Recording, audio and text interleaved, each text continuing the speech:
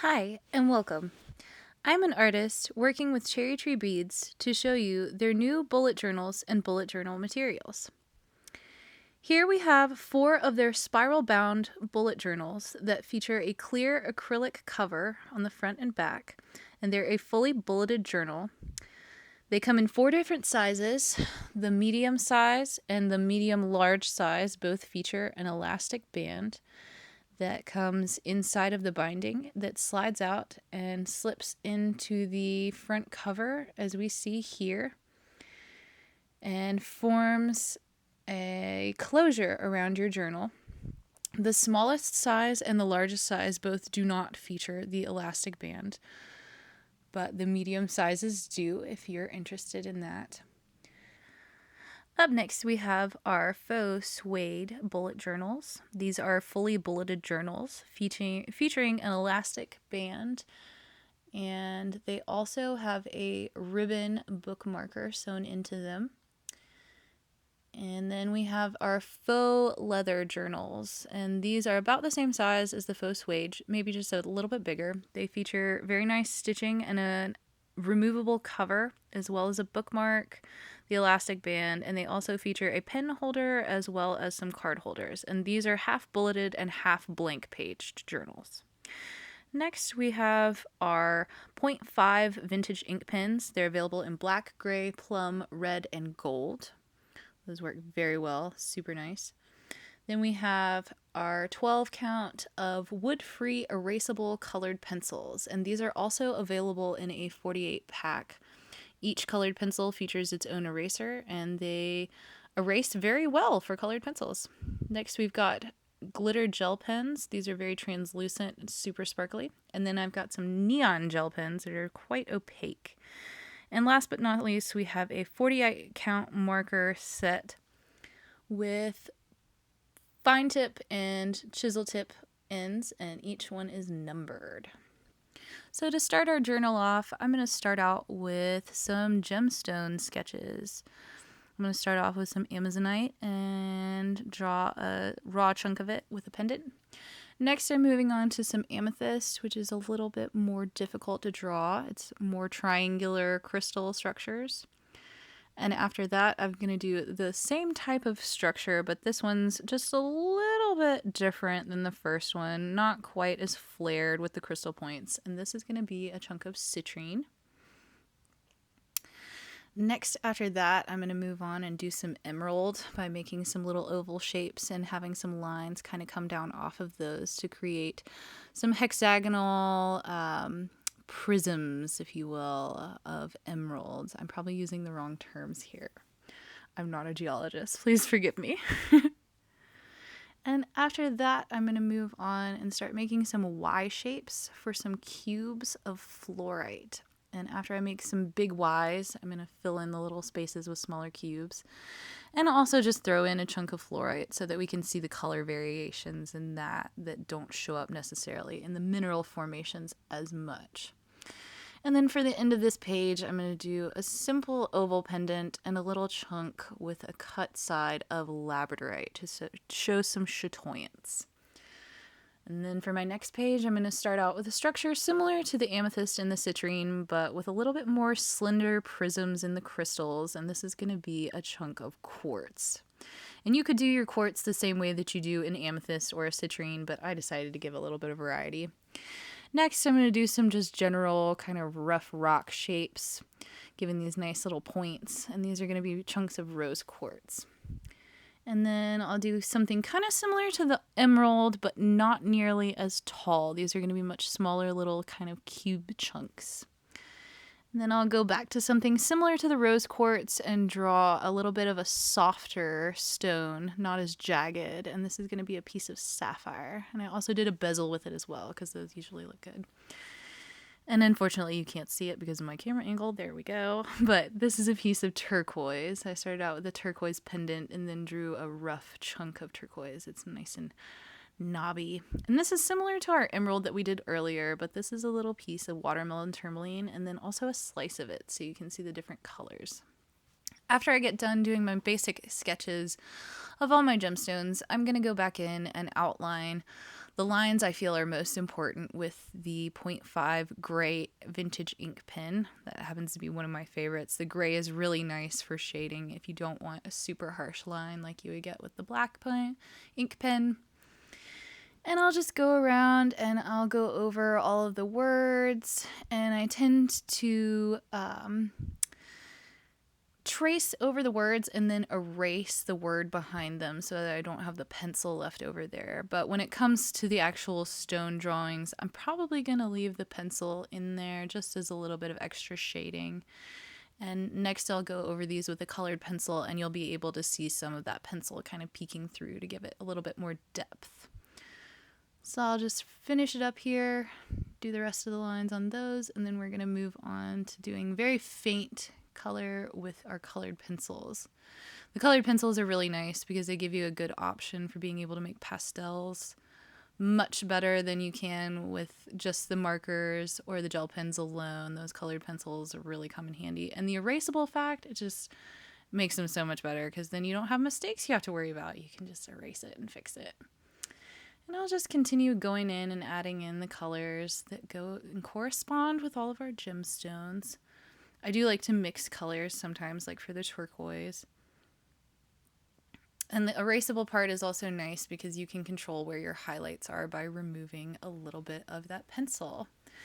And just to give you a look at what I've been doing so far in the book, I've got a design ideas page, color palettes, I have my commissions page, a November calendar, and then we've got our gemstone pages going that are about halfway done.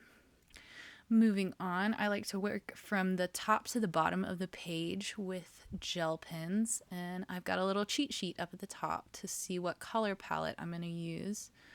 And I'm just taking the gel pen and filling in a little space in each one of the letters and moving along horizontally until I work my way to the top.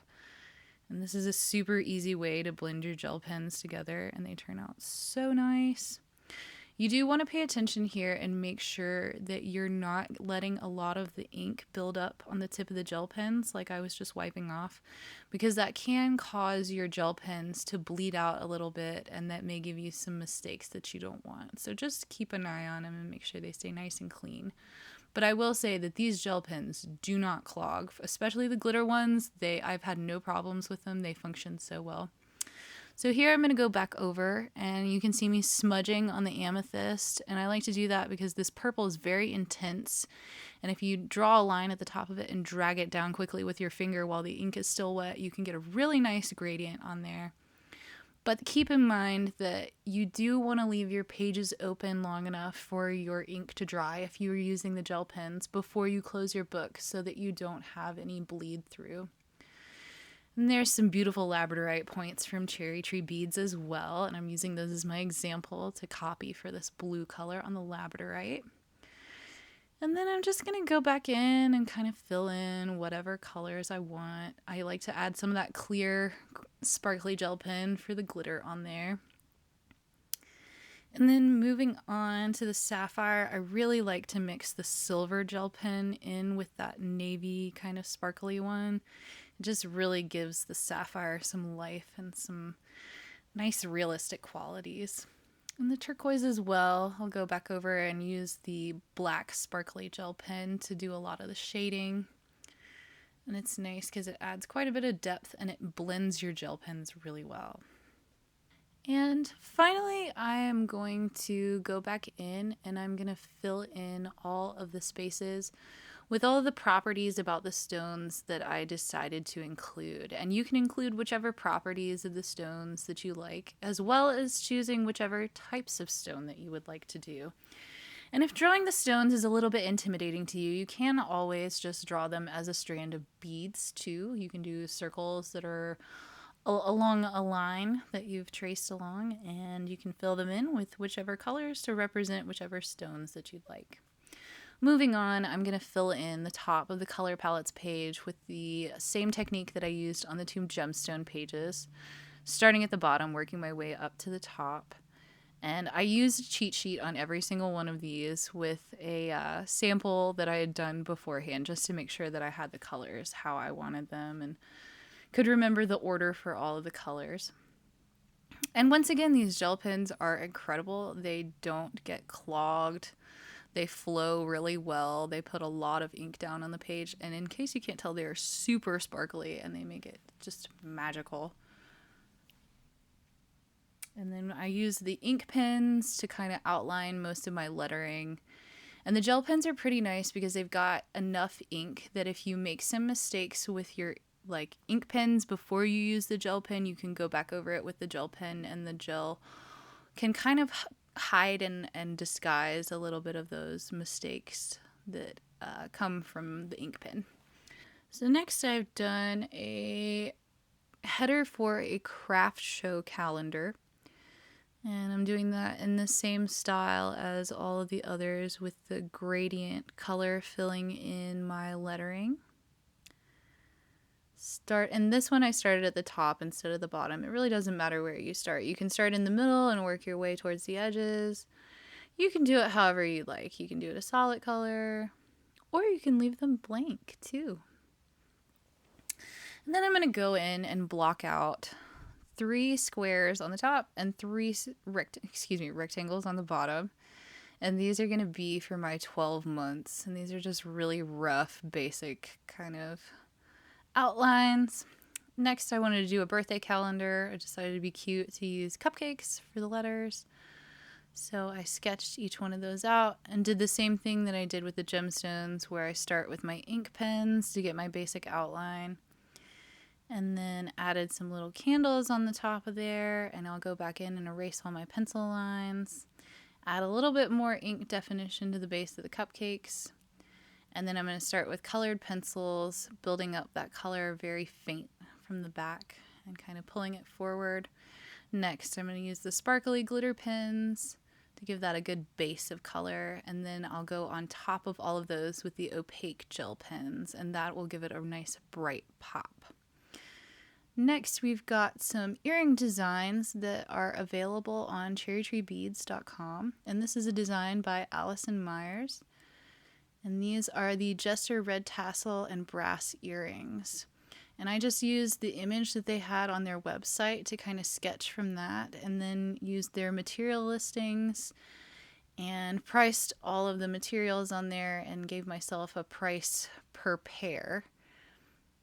And then I'm just going to use some of those markers and the ink pens to do some basic block fonts with script over the top of it. And then I'll go back in and color in my designs with the ink pens, colored pencils, and some gel pens just to make it pop. So I'll glue in that page, and then it'll be good to go. And then I'll finish gluing in some additional pages. I've got a birthday calendar here and some birthday gemstones. And then as well as glue in my craft show calendar back in here. And then I decided to glue in some of my sketches as well, just to save those as a font page. And here I'm just going to sketch in some simple designs of some scarab beetle earrings featuring some green onyx teardrop bezels. Thought those were super cute. And that's about it. So I've got my gemstone pages, my birthday calendar, birthday gemstones and flowers. You can see those glittery gel pens, super sparkly. My doodle page and fonts, kind of get ideas to pull from for future pages. Some design ideas and some color palettes to inspire some designs. And then here we have some more solidified designs with the materials needed and the time investments and your costs to be able to figure out more of the business aspect of your jewelry. Then we've got a craft show calendar to manage all of those super fun craft shows we'll be attending. And here we have some commissions and just a basic page for November to keep up with all of our life outside of beads, and a basic week at a glance calendar. And there's so many other pages you could add in. So have fun and happy bullet journaling.